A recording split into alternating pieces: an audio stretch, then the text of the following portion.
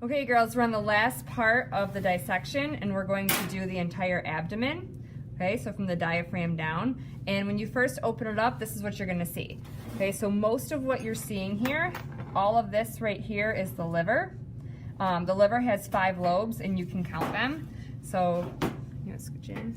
We've got 1, 2, 3. We have 4 over here, and if you lift this up, that's the 5th one. Okay, now when you lift it up, you can also see now the stomach. Okay, so all of this here is stomach. Off of the stomach, there's like this little apron of fat, and it's really small in rabbits. This is called the greater omentum. Okay, and it's attached to that bottom curvature of the stomach. The rest of what you see here, most of this, well, this is all intestine, and this is going to be the part we call the cecum. And I'm going to show you that in a minute once we can separate that out. You're going to have cecum, you're going to have some small intestine, and you're going to have some large intestine. This little bag down here that you see towards the groin, this is the bladder. Okay, and now I'm going to move some stuff around and show you some other pieces that you're going to want to see. So the next thing I'm going to do is kind of scooch these intestines down, and I'm going to focus on the stomach here. Okay, if I lift up the stomach, okay, and I pull back some of this, you can see that the small intestine's coming off up here, and small intestine kind of wraps around.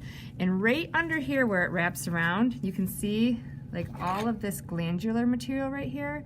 This is the pancreas. It looks kind of white and cottage cheese looking like. Okay, so that's all pancreas.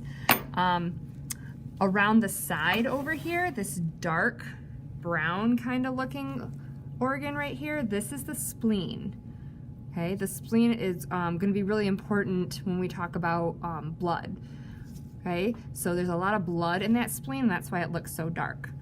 Okay, the next step you're going to do before I show you all the intestines is we're going to open up the stomach so that we can see the valves. Now, depending on if your rabbit's eaten before it passed away, you may have a flat stomach or you may have a really, really big one. So mine, you can see, is pretty flat. Some of yours that have eaten will have very full stomachs.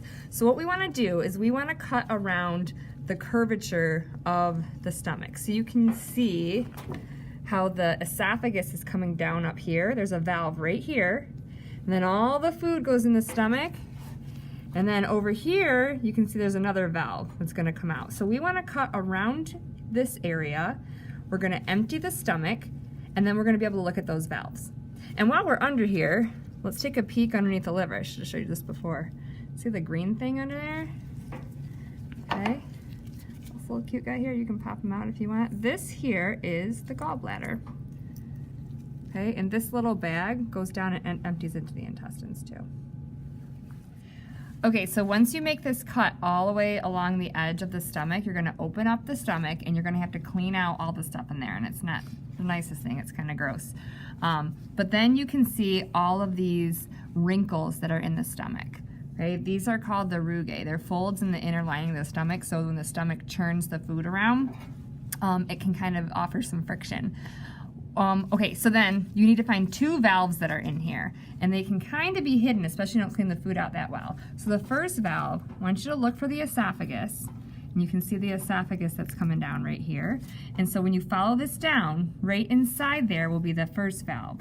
So we can see this hole right in here. Okay, so this is where the esophagus meets the stomach.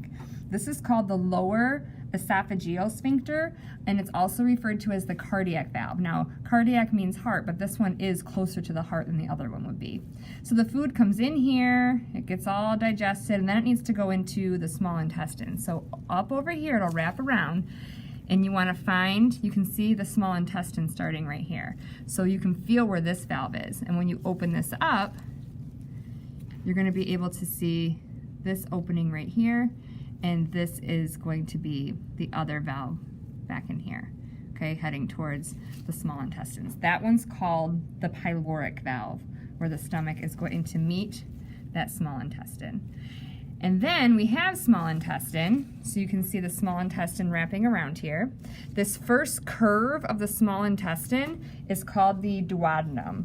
okay? And that's where I told you it's gonna wrap around this pancreas right here, okay?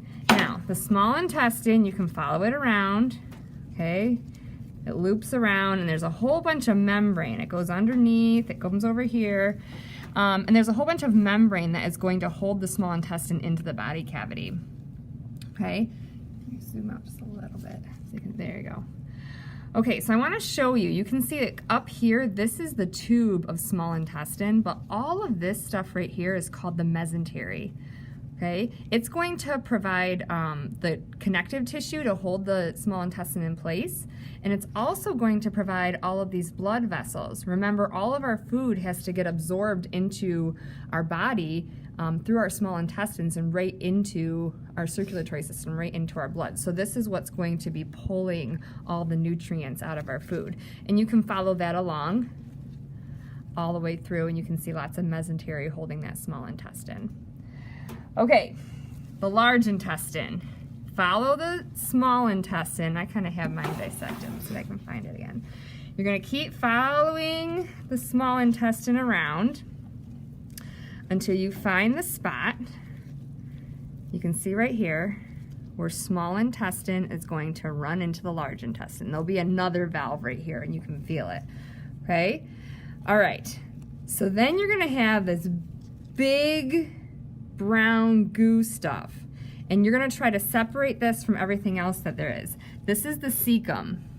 Now what happens with the cecum is you're going to separate it, and it's big and squishy, and this is where the food is going to sit for a while, okay, before it's excreted, and it will end in a little tail. Now we have this too, but it is way smaller in us. This is huge, okay? But the food will sit here before it enters into the large intestine, okay? So this is not going to end up, when you see the end of this, it won't end up at the anus, so you know that this is the cecum, and it's the bigger part. Now if you look here, back to small intestine and that valve, then we have this coming down. That's going to actually be our large intestine.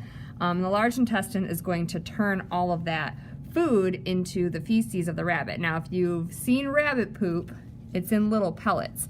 So as you follow this like really rough large intestine around, all the water is going to be taken out, and you might even feel, I don't have any in mine, but you might even feel a bunch of pellets coming down here. So this is the end of the large intestine, this tube coming down here. Mine is really empty. Okay, you may or may not have that. You can feel little pellets before they're coming out.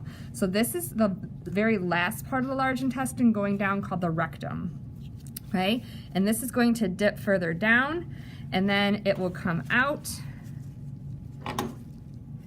And right here we have the anus. So you just have to find the anus in yours. Okay, last part is the urinary system. So now we have all the intestines moved out of the way. We want to find the two kidneys. Okay, so we can see kidney number 1, that's the left kidney. This over here is the right kidney. One is definitely hotter than the other, and that's okay. You may or may not have that happen. And we need to find the tubes coming off the kidney. So we can see this one right here. We can also see this one right here. These are called the ureters. Okay, so your kidneys are going to filter out your blood, and they're going, that waste is going to end up being your urine. So the tubes coming down, you need to dissect one of these so that it's pulled away, and you can see how this one is pulled away from the cavity wall behind there. And you're going to have this come all the way down, and now you can see where it's going to run into this bag on this side. Now I have a male, so in males you're going to see that you have this tube wrapped around. This tube is the vas deferens that's going down to the testes down here. Okay, so I've removed one of the testes from the scrotal sac. If you have a female, this is where the uterus will come out. So you might have a bunch of stuff in front of here where the uterus that you have to kind of push to the side. Okay, but you should be able to see this tube coming down and hooking into the bladder. And then if you turn the bladder over, and you're probably gonna have to make a little cut into the pelvic region, okay, but if I hold this bladder up, I can see the tube going from the bladder and going down out. Okay, so this tube right here going out is going to be called the urethra. So you have kidney, ureter, bladder, and then urethra. And then that will go out through the penis of the boy and through the urogenital opening if it's a girl. That's it. Thank you.